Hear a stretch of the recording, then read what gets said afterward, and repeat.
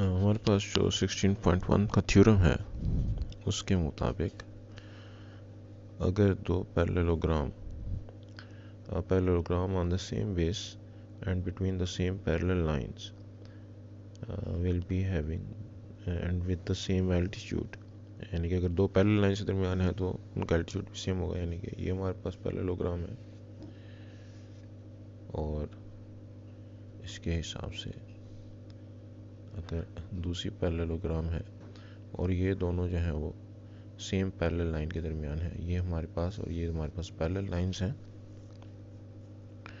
तो इनका area same होगा। अब अगर मैं इनको लेबल करता हूँ तो ए, बी, सी और डी हमारी फर्स्ट पैरेललोग्राम है और ई, बी, एफ और ए जो है ये हमारी दूसरी पैरेललोग्राम है। तो इनके एरिया को इक्वल प्रूफ करने की खातिर जो इनमें दोनों में कॉमन एरिया है उसको बुक में शेड किया गया है, ये उनका कॉमन एरिया है।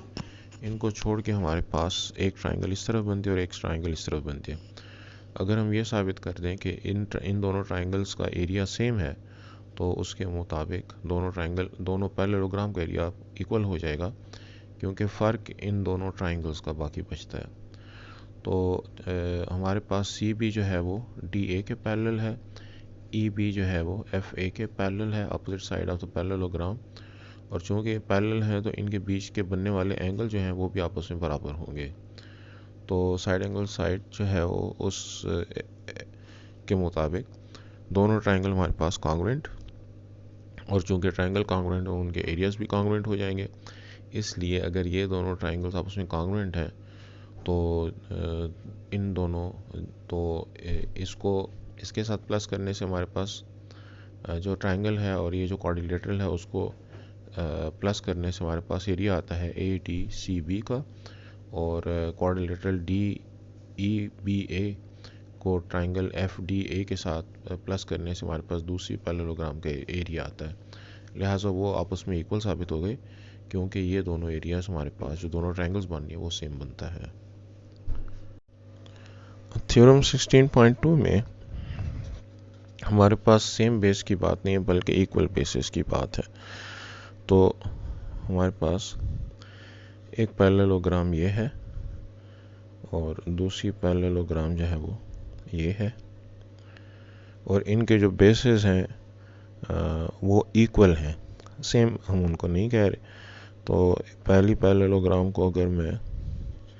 बी सी डी ए और दूसरी पैरेललोग्राम को और ई एच एफ और जी,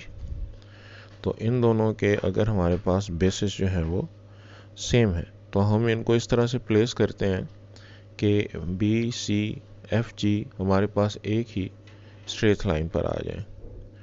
और उसके हिसाब से मैं यहाँ पे बी को ई के साथ और एफ को एच के साथ जो है वो मिला देता हूँ कंस्ट्रक्शन के हिसाब से। अब चूंकि बी सी एफ जी के बराबर है और एफ जी ई एच के बराबर है तो ई एच जो है वो बी सी के बराबर होगा। अब अगर ई एच बी सी के बराबर है तो इस quadrilateral B E H C में one pair of opposite side जो पैरेलल हो गया, कॉन्ग्रुएंट भी हो गया, लिहाजा बी सी ई एच जो है वो पैरेललोग्राम है। अब अगर ये पैरेललोग्राम है तो B C E H A D B C पहली पैरेललोग्राम के साथ भी बेस शेयर कर रही है बी सी की सूरत में, और दूसरी parallelogram E F G H के साथ भी बेस शेयर कर रही है ई एच की सूरत में। तो थ्योरम 16.1 के मुताबिक ये जो हमारे पास पैरेललोग्राम है ये दोनों parallelogram A D B C और ई एच एफ जी के एरिया के इक्वल हो गई, क्योंकि ये ए डी सी बी के साथ भी बेस को शेयर कर रही है और ई एफ जी एच के साथ भी बेस को शेयर कर रही है, और इनके परपेंडिकुलर की हाइट हमारे पास सेम है। तो अगर ये इन दोनों के एरिया के इक्वल है तो इन दोनों जिन दो पैरेललोग्राम का एरिया हम आपस में इक्वल प्रूव करने जाते हैं वो भी आपस में इक्वल हो गई, क्योंकि दोनों जो है वो बी ई एच सी के एरिया के इक्वल हैं। थ्योरम 16.3 में हमारे पास है कि अगर दो ट्राइंगल का हमारे पास बेस सेम है और उनके एल्टीट्यूड की हाइट भी हमारे पास सेम है,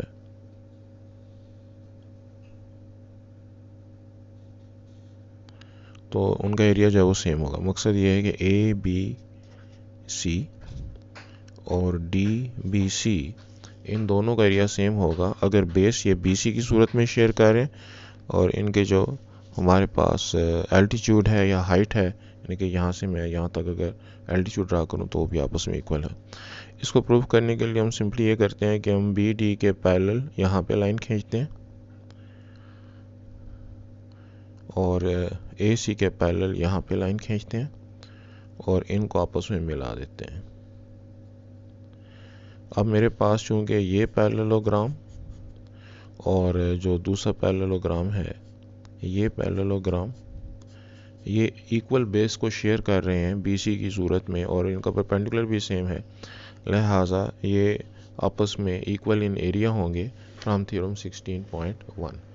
और अगर ये पैरेललोग्राम सेम है तो पैरेललोग्राम का जो हाफ है वो ट्राइंगल बना रहा है, क्योंकि पैरेललोग्राम में और ट्राइंगल में ये रिलेशनशिप होता है कि पैरेललोग्राम ट्राइंगल का डबल होता है। तो अब अगर पैरेललोग्राम्स का एरिया सेम है तो इनके हाफ यानी कि ट्राइंगल का एरिया भी सेम होगा। तो ये थ्योरम का जो बेसिक आइडिया है। थ्योरम 16.4 का भी बेसिक आइडिया यही है कि अगर ट्राइंगल्स की जो बेसिस हैं वो इक्वल इन लेंथ है, यहाँ पे तो सेम बेस था यानी कि एक ही बेस शेयर करें, लेकिन अगर बेसिस डिफरेंट भी हैं और हमारे पास जो है उनकी जो लेंथ है वो आपस में इक्वल है, तो फिर हम उनके एरिया को जो है वो सेम ले सकते हैं। तो यहाँ पे भी हम ये लाइन अगर मैं पैरेलल ड्रा करता हूँ, पहले मैं इनको लेबल कर लेता हूँ, ये ए बी सी और ये है हमारे पास डी ई और एफ, और ए बी के पैरेलल में जो है वो यहाँ पे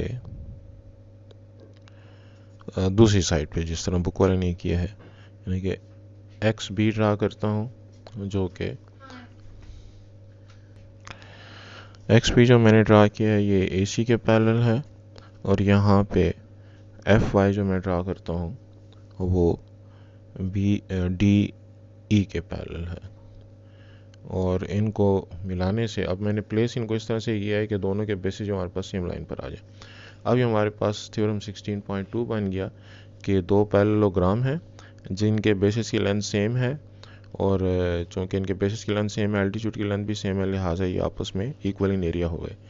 तो पैरेललोग्राम को जब हाफ करेंगे तो हमारी रिक्वायर्ड ट्राइंगल्स के एरिया आ जाएंगे। तो चूँकि इनके डबल यानी कि पैरेललोग्राम इक्वल हैं तो उनके हाफ जो है ट्राइंगल्स का एरिया भी सेम होगा।